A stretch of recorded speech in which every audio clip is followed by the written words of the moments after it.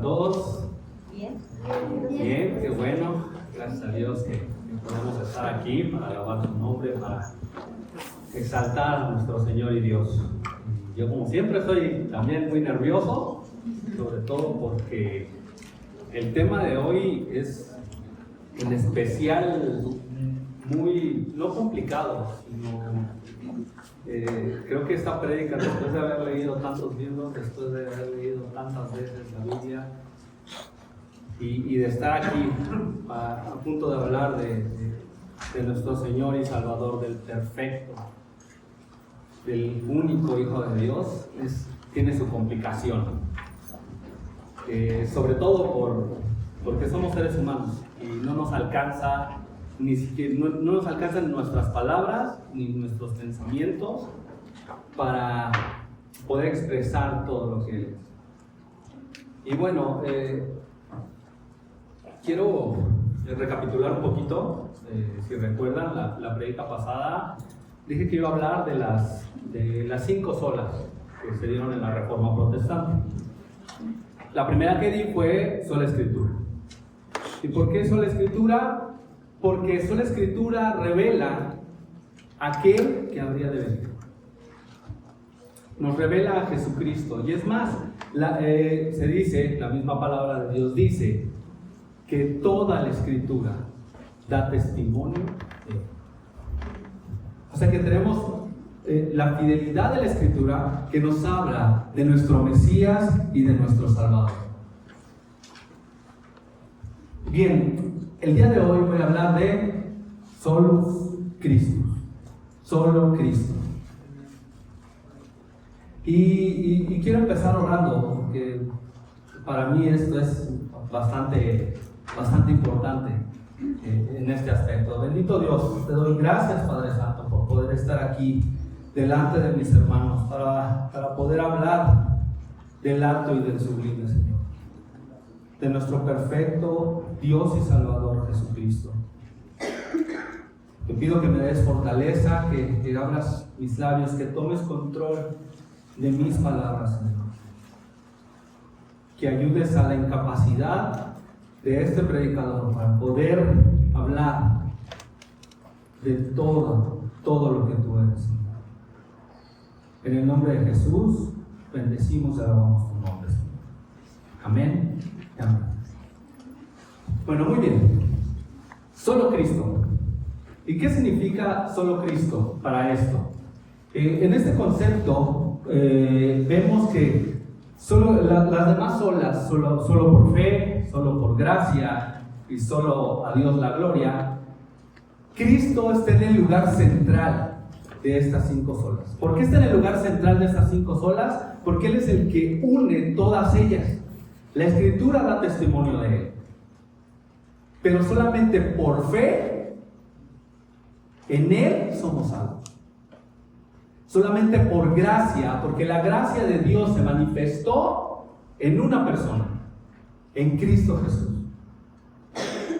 Y solamente la gloria a Dios, porque solamente Jesús pudo dar perfecta gloria a Dios, con un perfecto sacrificio, con una vida perfecta. Por eso quería empezar con todo esto, para que nosotros tengamos entendimiento de las cosas que creemos, de las cosas que manifestamos como cristianos.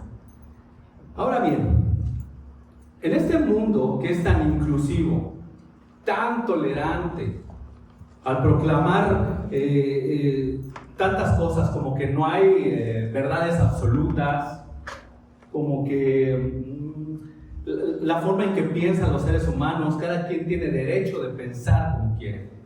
Entonces, proclamar a Jesús como el único camino, la única verdad y el único acceso al Padre es un poco irritante para esto.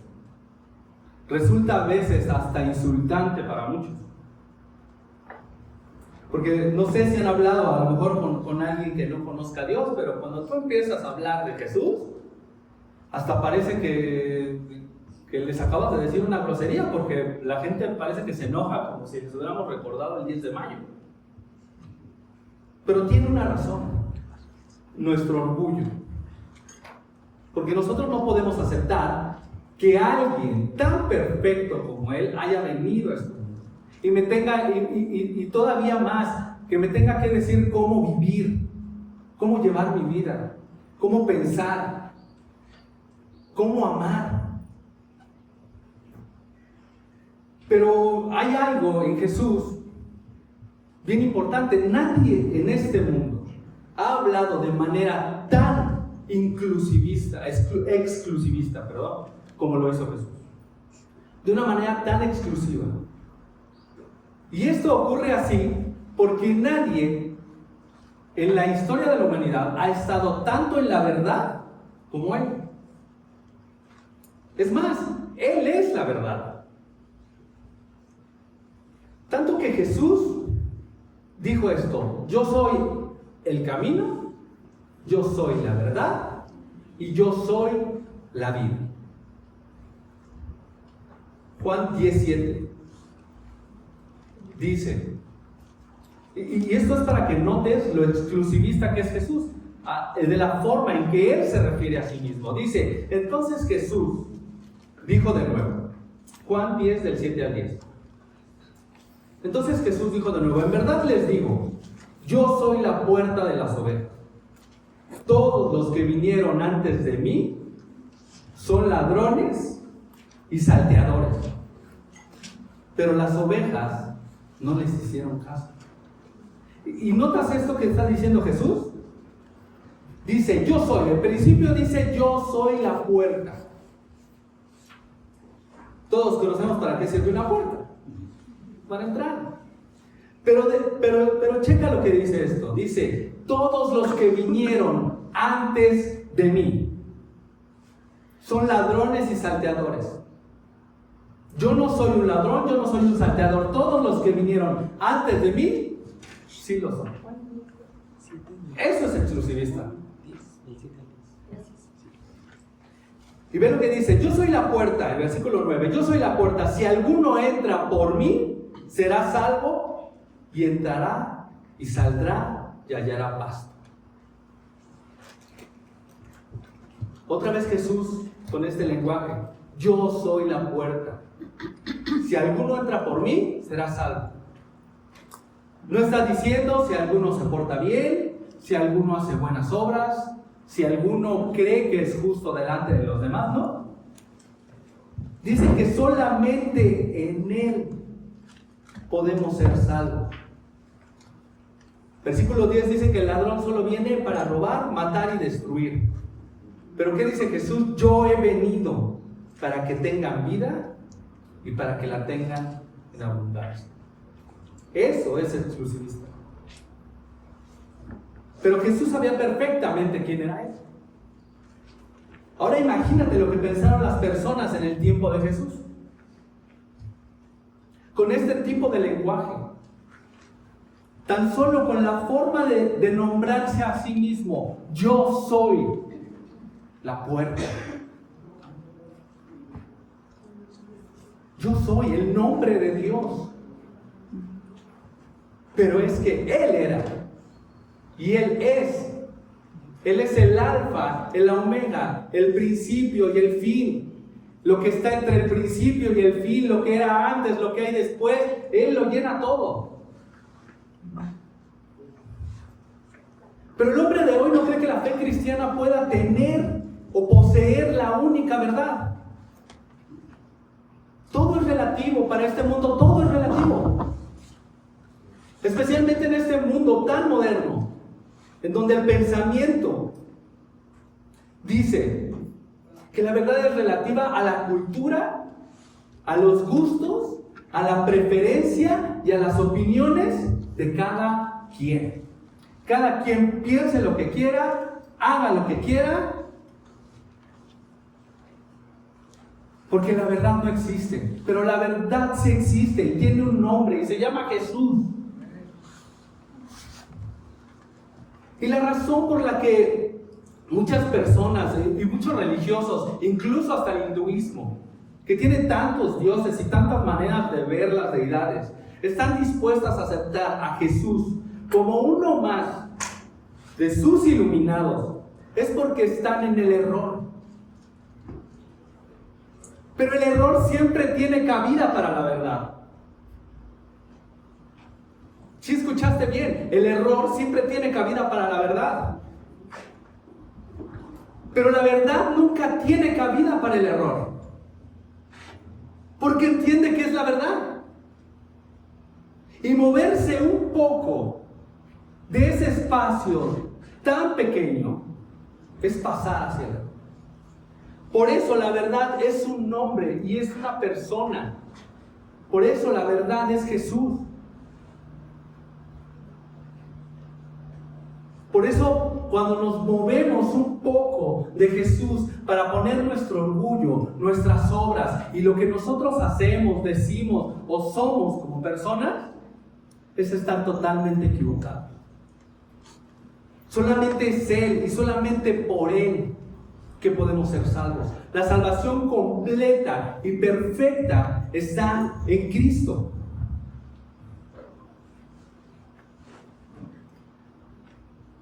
En la época de Martín Lutero, otra vez les voy a dar un poquito de historia, porque me encanta la historia, porque es de donde venimos, y muchas veces los errores que cometemos es porque repetimos esos mismos aspectos de la historia.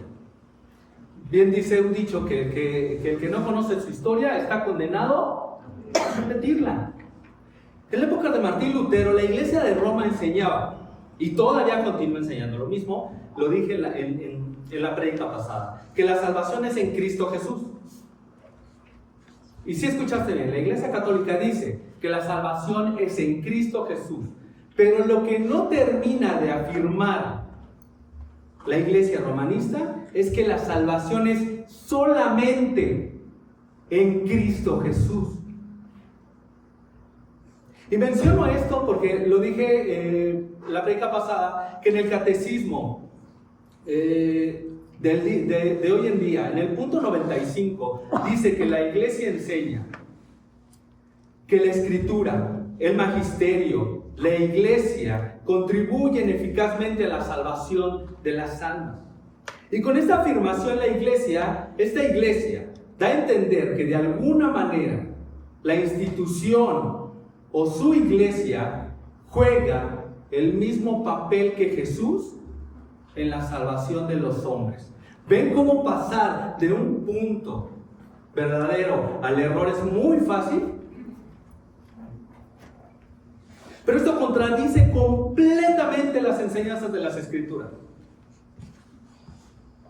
Cristo dijo de manera categórica que Él es el camino, que Él es la verdad y que Él es la vida.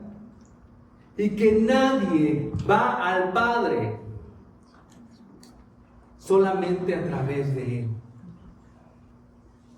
Por otro lado, la iglesia en Roma también asigna un papel a María. Y nosotros respetamos a María,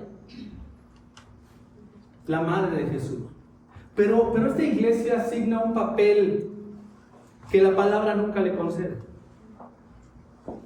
De acuerdo con el Papa León XIII, escribió un documento que se llama el Magnae Dei Matris, que significa la magnífica María, la magnífica Madre de Dios.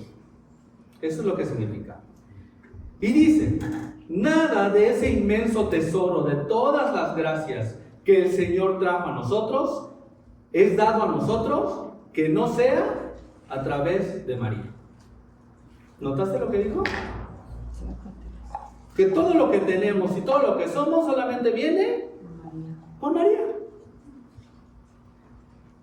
Dice también, de esta misma manera, nadie puede venir al Padre de lo alto excepto a través del Hijo. Ahí está en una verdad. ¿Ves una verdad? Nadie puede llegar a Dios sino a través del Hijo. Pero ve lo que sigue después. Casi de la misma manera, nadie puede venir a Cristo excepto a través de su madre. Y no es por nada, pero creo que ni siquiera María aceptaría todo esto. Esa afirmación de que solamente podemos acceder a Cristo por medio de María, María no lo hubiera podido creer. Ella misma en Lucas 1, 46 y 47 dice estas palabras: mi alma engrandece al Señor. Mi espíritu se regocija en Dios, mi Salvador. Cuando el ángel le dijo a María, le anunció la venida de Jesús, le dijo, y pondrá su nombre Jesús, porque Él salvará al pueblo de su pecado.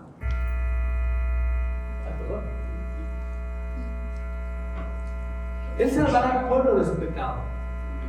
No dijo, ahí está el Salvador y su madre. No. La Escritura apunta a una sola persona, a Cristo Jesús. Entonces, ¿cómo funciona verdaderamente nuestra salvación? Si no es la iglesia, si no es María, si no son nuestras obras, ¿cómo verdaderamente podemos ser salvos? Tanto la vida como la muerte y la resurrección de Jesús contribuyen a la salvación de todos los que están perdidos. ¿Y quiénes son todos los que están perdidos? Todos los que han nacido. Todos estamos perdidos. Jesús vino a vivir una vida que ninguno de nosotros podía vivir, a morir una muerte que ningún ser humano podría sufrir, y a resucitar de entre los muertos para conquistar finalmente el pecado y la consecuencia del pecado. Por tanto, la salvación del hombre requiere de la vida de Jesús, de la muerte de Jesús y de la resurrección de Jesús. Si una de ellas hubiera faltado, no podríamos ser salvos. Y la ira de Dios estaría aún sobre todos nosotros. Ahora expliquemos un poquito la vida de Cristo. ¿Por qué la vida de Cristo? Bien, cuando Adán desobedeció el mandato de Dios y pecó contra Dios, todos los seres humanos adquirimos una deuda moral para con Dios. Todos y cada uno de nosotros. Y quedamos incapacitados para cumplir la ley de Dios. No podemos, por más que nos esforcemos, por más que queramos hacerlo, no podemos.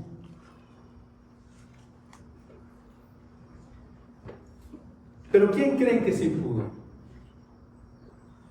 Cristo vino a cumplir todas las demandas de la ley. Jesús nos dejó claro que no había venido a abolir la ley, sino a cumplir la ley. En Mateo 5:17 nos dice esto. Cuando Juan el Bautista consideró que no debía bautizar a Jesús, ¿qué fue lo que le dijo Jesús? Hazlo así, porque es necesario que se cumpla toda justicia. Es necesario cumplir la ley. Él fue circuncidado al 8º día, fue presentado en el templo. En cada ocasión que se presentó en su vida para cumplir la ley, Él cumplió la ley perfectamente. No a medias, perfectamente, hasta el sábado. Que los fariseos de su época decían que Él violaba el sábado. No, Él nos dio el verdadero significado del día sábado. Él cumplió todas esas demandas perfectamente. Tanto así que al final de su vida, al final cuando estaba siendo falsamente enjuiciado por los hombres, ni Pilato, ni el Sanedrín, ni Herodes pudieron encontrar alguna falta en Él. Tuvieron que recurrir a la mentira, al engaño, a la falsedad para poderlo acusar.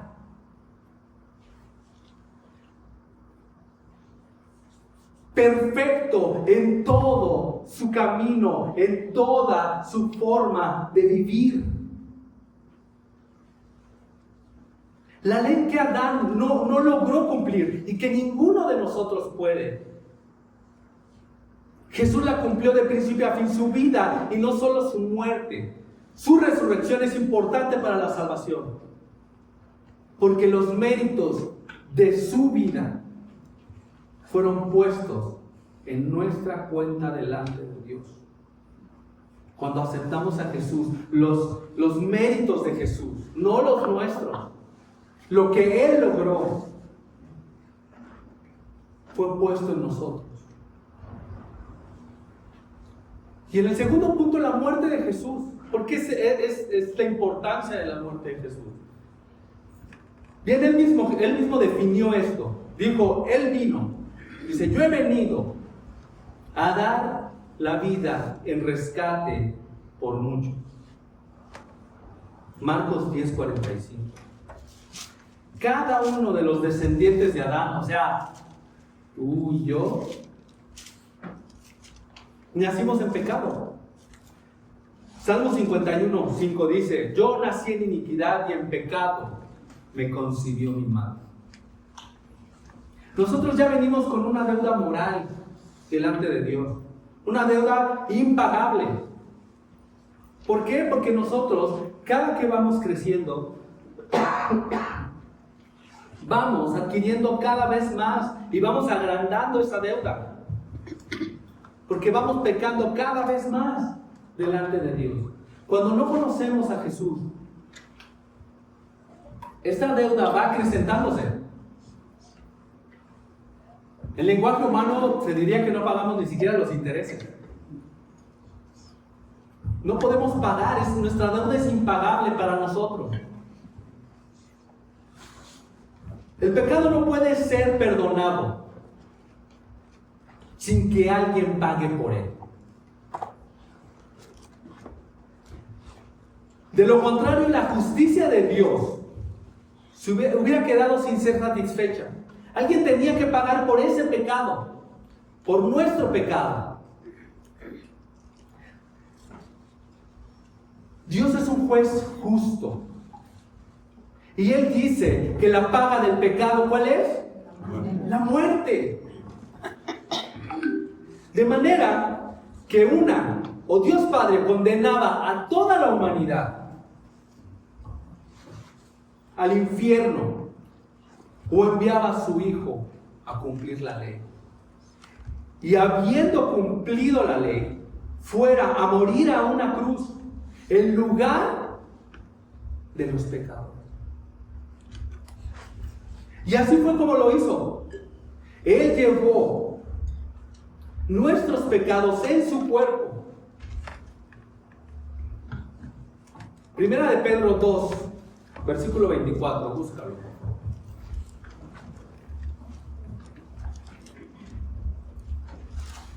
Primera de Pedro 2, versículo 24.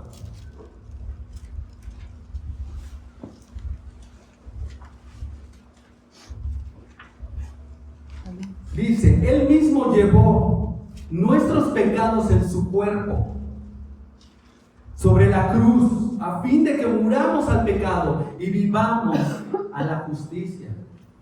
Porque por sus heridas fueron ustedes sanados. Y de hecho lo acabamos de cantar hace un momento. El apóstol Pablo lo expresa un poquito más claramente en Romanos 5, versículo 8 al 10.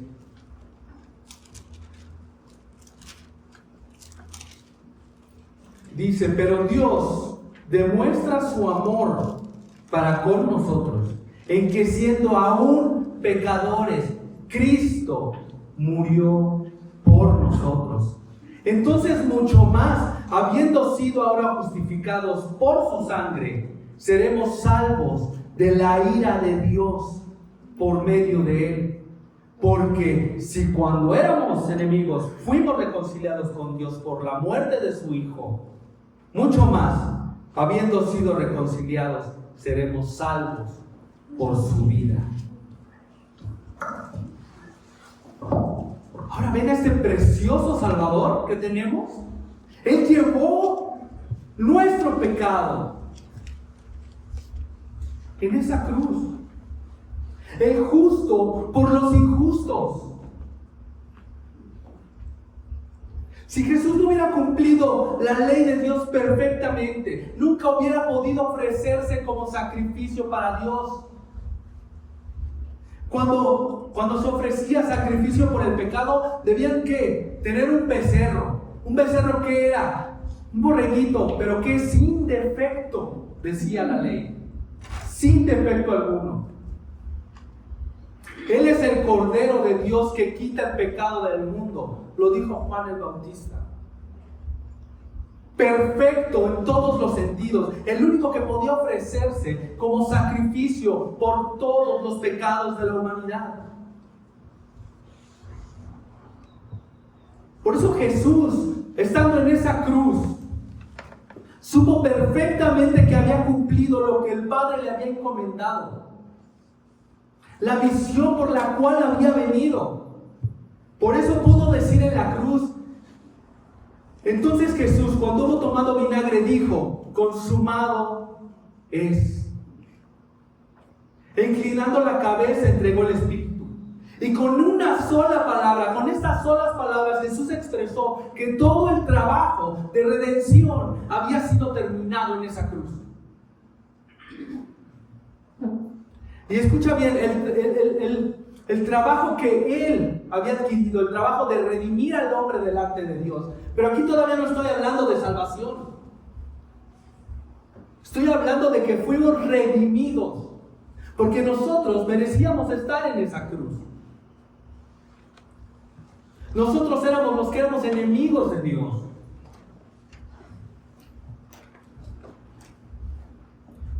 Por eso requerimos de 3 cosas: la vida, la muerte y la resurrección de Jesús.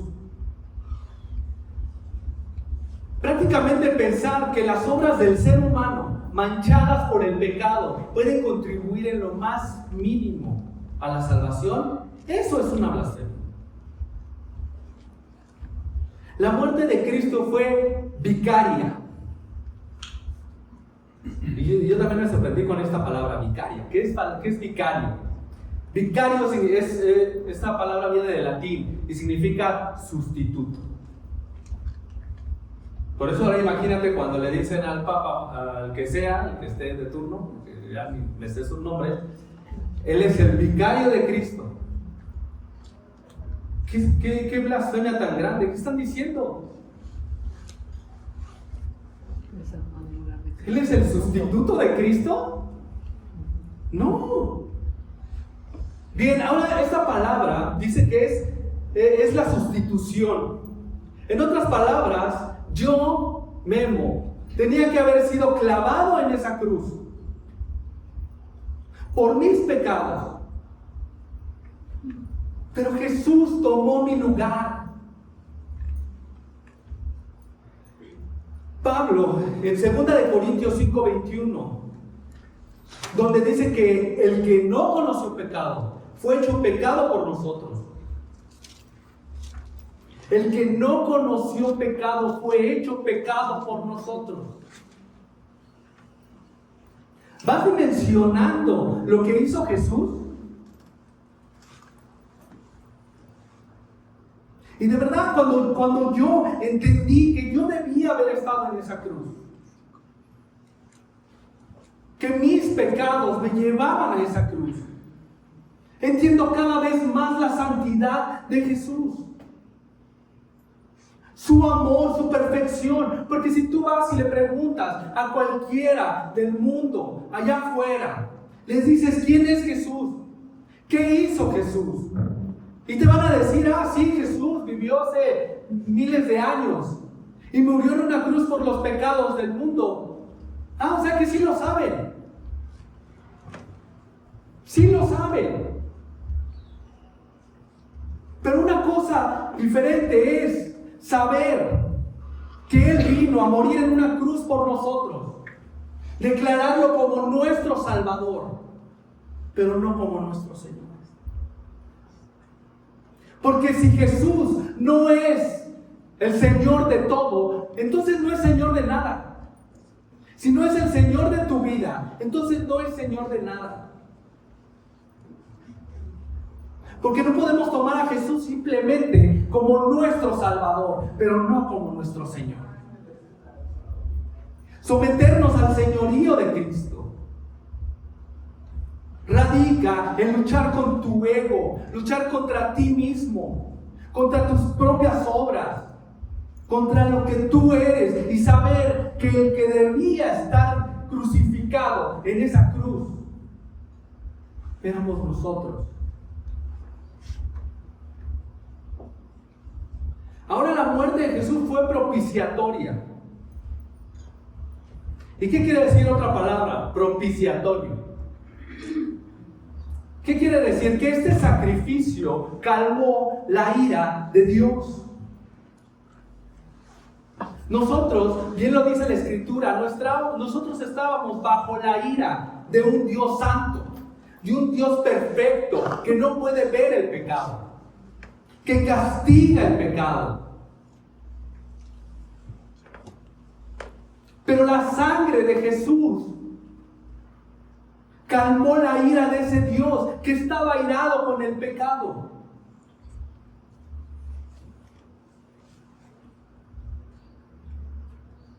Y escuchando muchas cuestiones, leyendo, decía, es que Dios te ama tal y como eres. No, Dios no te ama tal y como eres. Dios te ama a pesar de lo que eres. Dios nos ama a pesar de lo que somos. Y te digo algo, a la única persona que Dios ama tal y como es a Jesús. Tanto así que quiere reproducir la imagen de su Hijo en todos nosotros.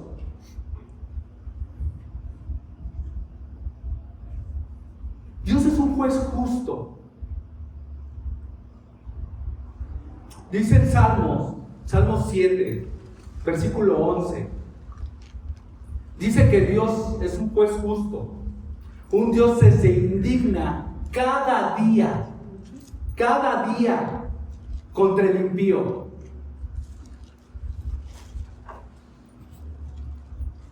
Cristo vino a aplacar la ira de Dios.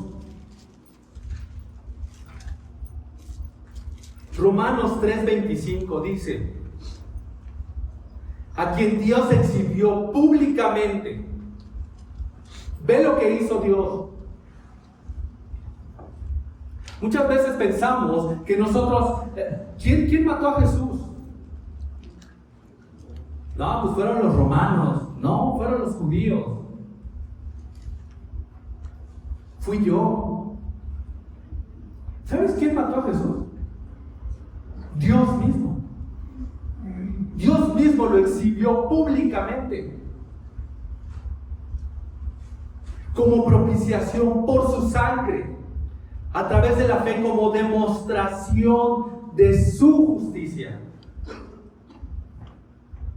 Nosotros debemos alegrarnos de que tenemos un Dios justo, que castiga el pecado, que nadie que entre al cielo va a entrar por sus obras, que nadie que esté allá en el cielo va a entrar por ser buena gente. No, va a entrar porque tenemos un Dios justo. Y porque tenemos un Redentor aún igual de justo. Dice que por su tolerancia, en su tolerancia, Dios pasó por alto los pecados cometidos anteriormente. Por lo bueno que éramos. Porque venimos aquí a la congregación. Porque hicimos una oración. No, bien lo dice. Por su misericordia, por su tolerancia. Juan 2:2 dice, primera de Juan 2:2 dice, el mismo es la propiciación por nuestros pecados, y no solo por los nuestros, sino también por los del mundo.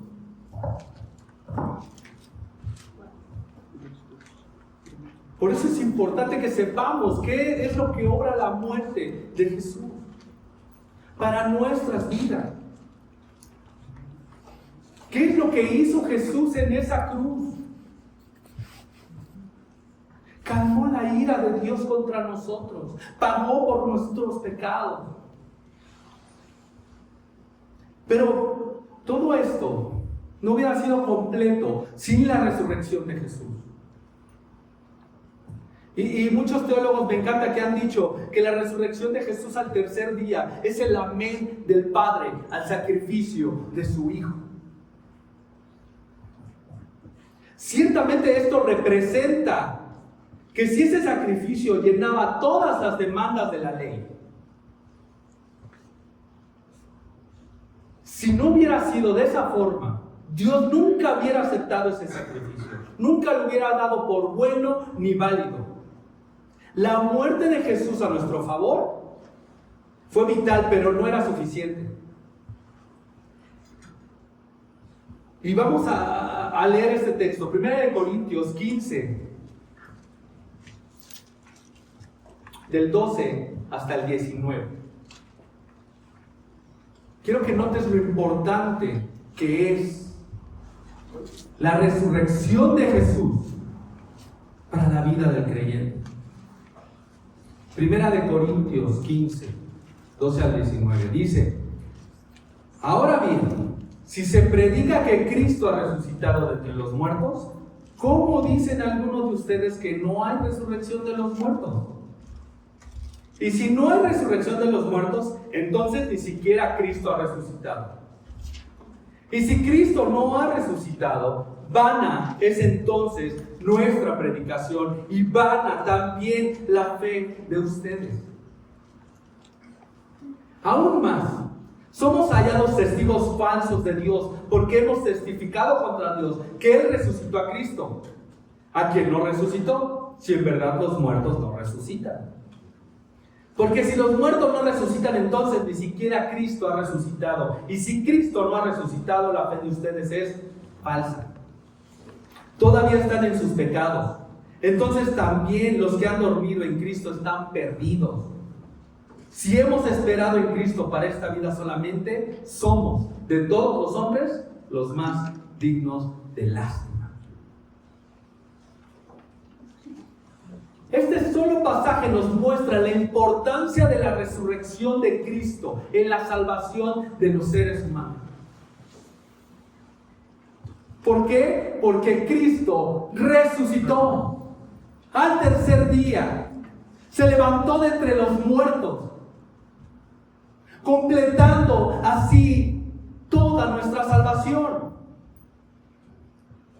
Así como Él murió en nuestro lugar. Entonces su resurrección promete y asegura nuestra victoria sobre el pecado y sobre la muerte.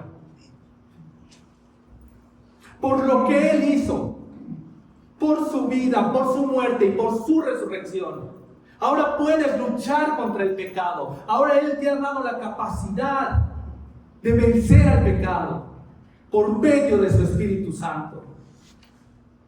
Y eso nos alegra. Muchos han tratado de negar la resurrección de Jesús, porque un hombre muerto, y un hombre muerto como lo es Mahoma, como lo es Buda, como lo es Joseph Smith, como lo han sido tantos Zaratustra, todos esos religiosos del mundo no pueden hacer promesas desde la tumba, porque están muertos. Pero Cristo hizo promesas antes de morir y después de morir.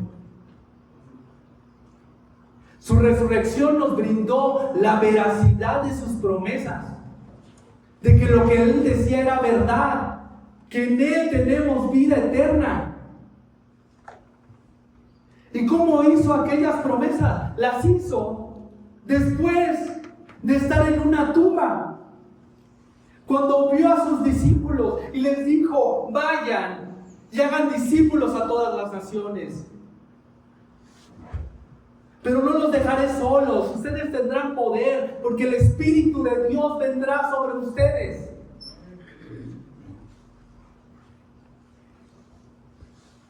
Eso lo dijo un hombre que había estado muerto y resucitó, que había estado en una tumba, y después de esa tumba habló Y lo vieron más de 5,000 personas.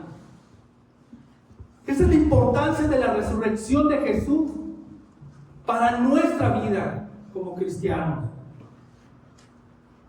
Ahora la salvación según Jesús, muchas personas hoy en día están dispuestas a aceptar a Jesús como uno de los grandes maestros de la historia. Y no sé si te has visto por esos comentarios. Es uno de los grandes maestros de la historia, uno de los grandes iluminados.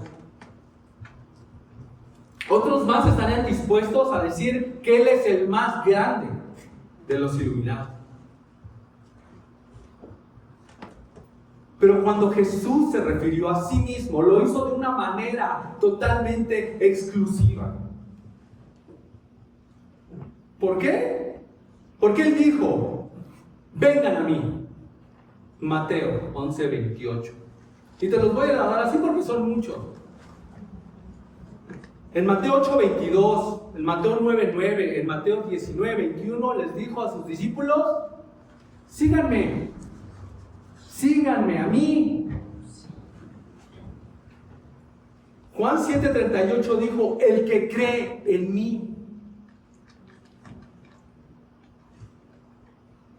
No dijo el que crea en Dios, pórtese bien. No, el que crea en mí. Y me encanta porque siempre lo hemos repetido mucho. Juan 15:5. El que permanece en mí y yo en él, ese da mucho fruto, porque separados de mí, nada pueden hacer. Eso es referirse a uno de una manera muy exclusiva. Es como si hoy les dijera, yo soy la única verdad. Pero yo no puedo decir eso. Soy un ser humano defectuoso. Totalmente defectuoso. Solamente esto lo podría decir alguien que decía la verdad. Y ese es Jesús. Y sobre todo Él dijo, yo soy el camino y la verdad y la vida. Y nadie viene al Padre sino por mí. Si hubo alguien que dejó totalmente claro para todos nosotros que Él era el único camino, fue Jesús. El único que fue enviado por el Padre. El único que llenaba los requisitos para salvarnos. Habiéndose encarnado, solo Él llenó las demandas de la ley. Solo Él pudo ofrecerse como sacrificio. Solo Él vivió sin pecado, murió sin pecado. Y habiendo muerto en lugar de pecadores, solo Él salió de la tumba al tercer día. Él es el único victorioso sobre el pecado y la muerte. Él es el único. Y por tanto solo en Él hay salvación. Primera de Pedro 3, versículo 18.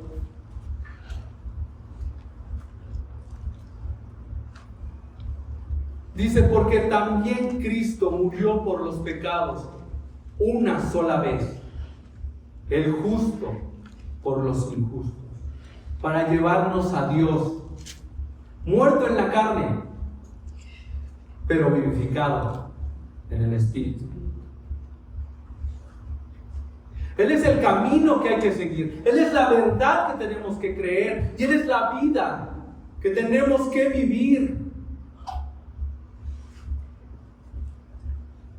Si hay algo que impresiona de la persona de Jesús,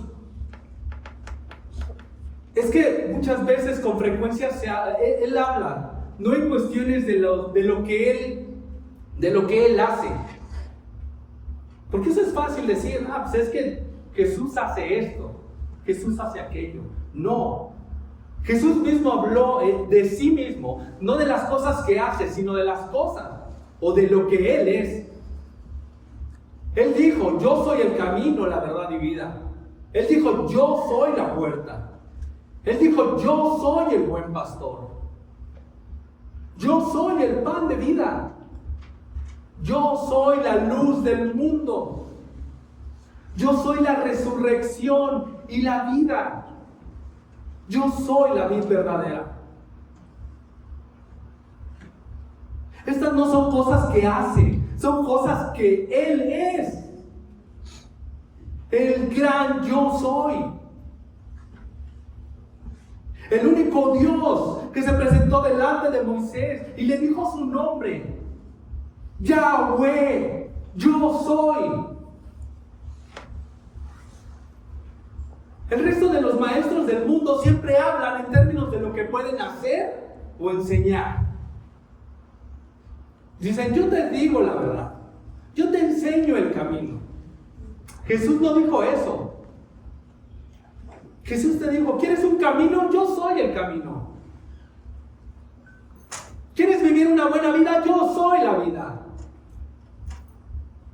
¿Quieres llegar al cielo? Yo soy la puerta para entrar al cielo. La verdad no se encuentra en una filosofía, se encuentra en una persona.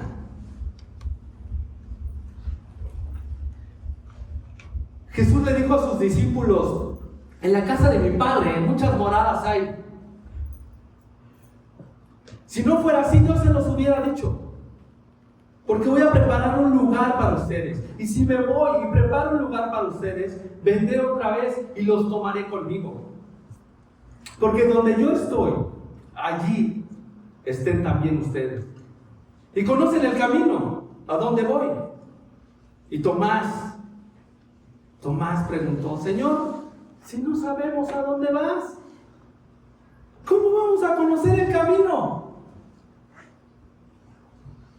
Y Jesús le dijo, yo soy el camino, yo soy la verdad, yo soy la vida.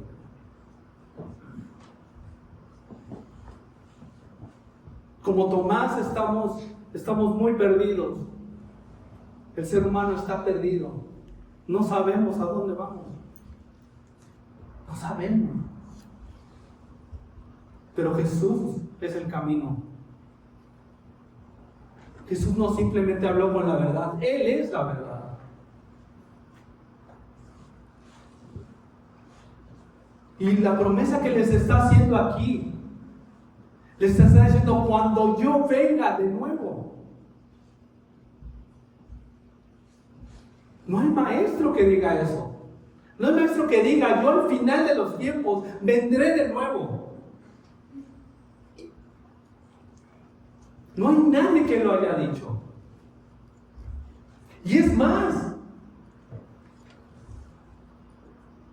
Jesús cuando vino a este mundo por primera vez, Él vino para dar muerte al pecado de los hombres.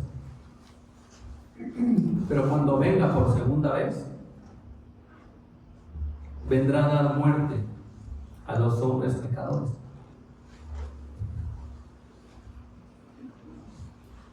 Por eso nuestra necesidad de predicar a Cristo, que solo en Cristo hay salvación.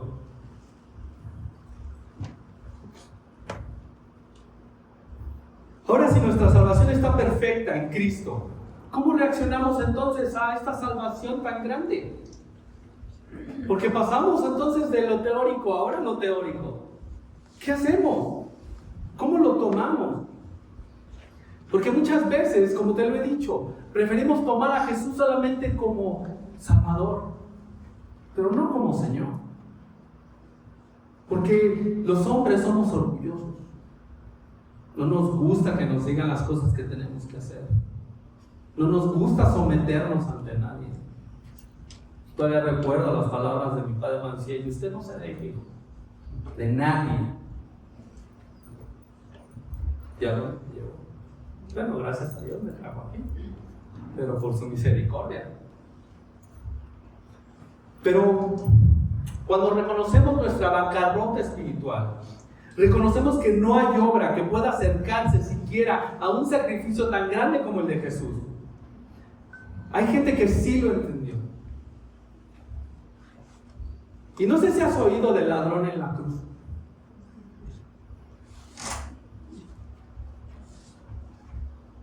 El ladrón en la cruz. ¿Cómo encaja nuestra teología con el ladrón de la cruz? Vamos al pasaje, Lucas 23, verso 39 al 41.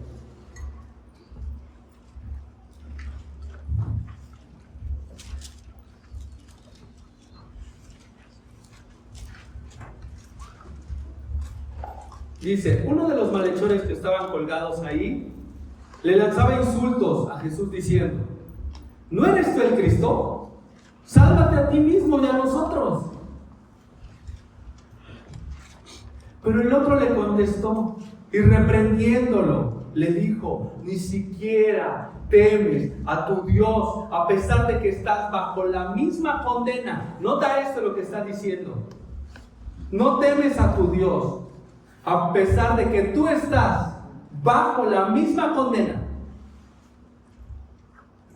Nosotros, a la verdad, justamente estamos aquí, recibimos lo que merecemos por nuestros hechos, pero nada malo ha hecho.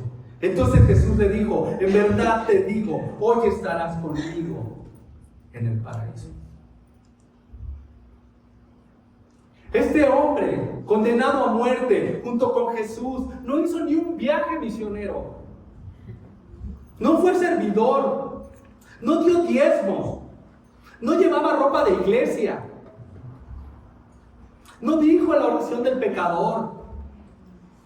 Estaba allí por ladrón.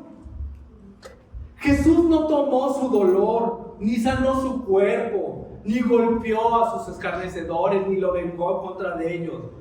Sin embargo, habiendo sido ladrón, entró al paraíso en la misma hora en que Jesús lo hizo. Simplemente porque creyó en quien estaba a su lado.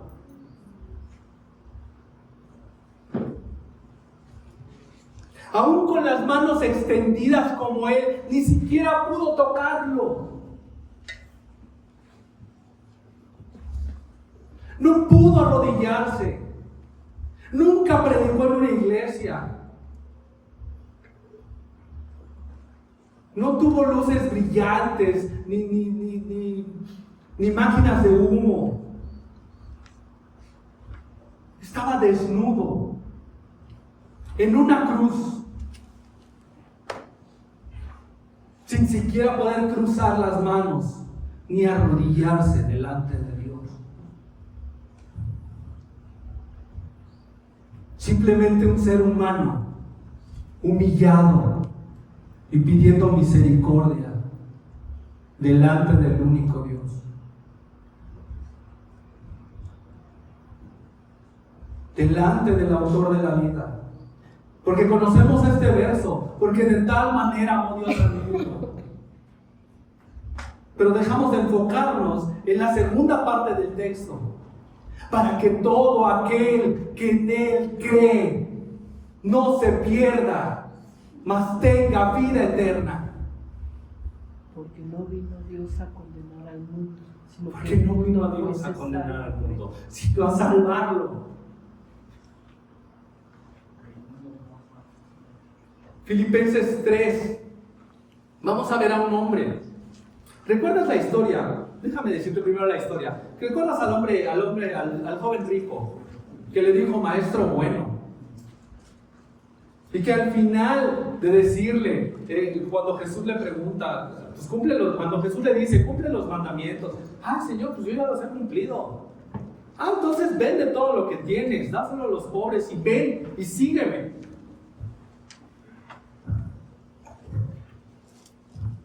Hay otro hombre en Filipenses 3 que nos está hablando y nos está diciendo: ah, sí, pues si tus cartas eran buenas, las mías son mejor. Si tu currículum era bueno, el mío es mejor aún.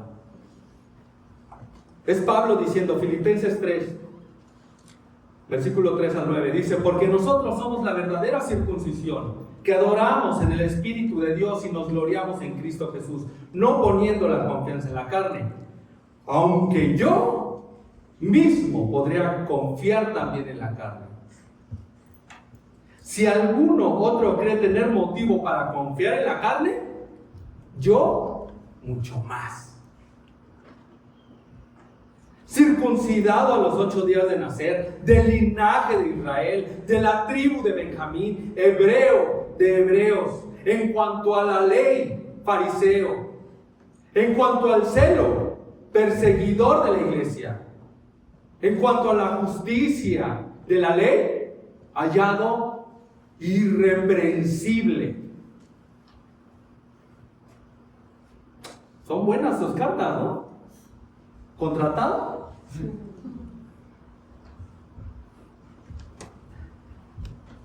¿Qué dice Dios? ¿Contratado? Ve lo que dice después. Pero todo lo que para mí era ganancia, lo he estimado como pérdida por amor de Cristo. Y aún más, yo estimo como pérdida todas las cosas en vista del incomparable valor de conocer a Cristo Jesús, mi Señor.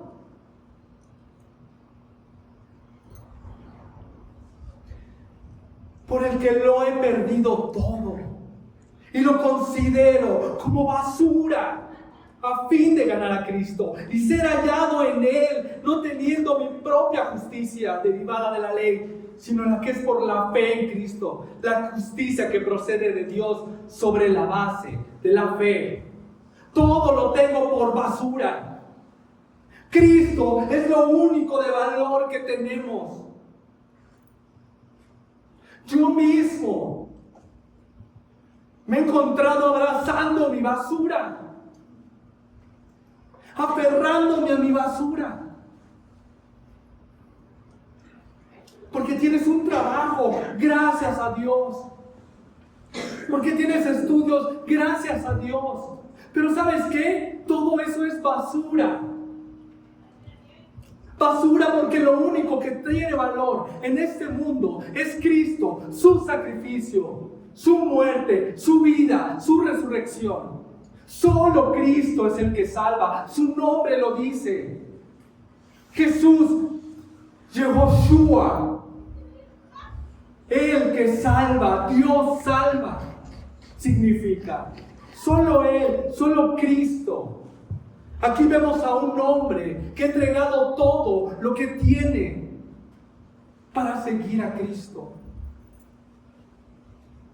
El joven rico se fue abrazando su basura, su riqueza, su nombre, su estatus, su ropa, porque para él esa basura tenía más valor de la vida en Cristo que Cristo Jesús. No nos equivoquemos, hermanos. Nosotros estamos aquí por su obra, por su misericordia, por la gracia de Dios. Porque Dios en Jesús ha recibido toda la gloria que alguien que haya pisado esta tierra le pudo haber dado. Nadie más, solo Cristo. Solo en Él. Por eso el día de hoy, como lo cantamos, su nombre es Cristo. Jesucristo, Dios poderoso, el Dios de mi ser, el Dios de gloria.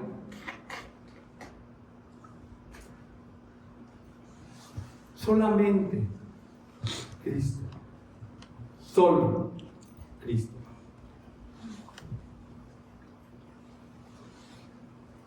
Eso nos da motivo para vivir cada vez más en santidad delante de un Dios que es perfectamente justo y santo. Eso nos debe motivar a vivir en el Espíritu, agradar a Dios por la imagen de Jesús que hay en nosotros. Te damos gracias, Señor, por tu bendito Hijo, por Jesucristo, nuestro Señor, nuestro Salvador, nuestro Rey, nuestro Dios, el único por el cual vivimos y nos mantenemos, Señor. por quien sustentas todas las cosas. Porque algún día, Señor, toda rodilla de los que están en el cielo, en la tierra y debajo de la tierra se doblarán a su nombre. Porque no hay otro nombre en el cielo dado a los hombres que el nombre de Jesucristo. A Él nos inclinamos y a Él adoramos, porque por Él lo hemos recibido todo. Gracias, bendito Dios, por tu amor en Cristo, por tu misericordia en Cristo y por tu justicia perfecta en Cristo Jesús. Bendito sea, Señor. Amén. Gracias.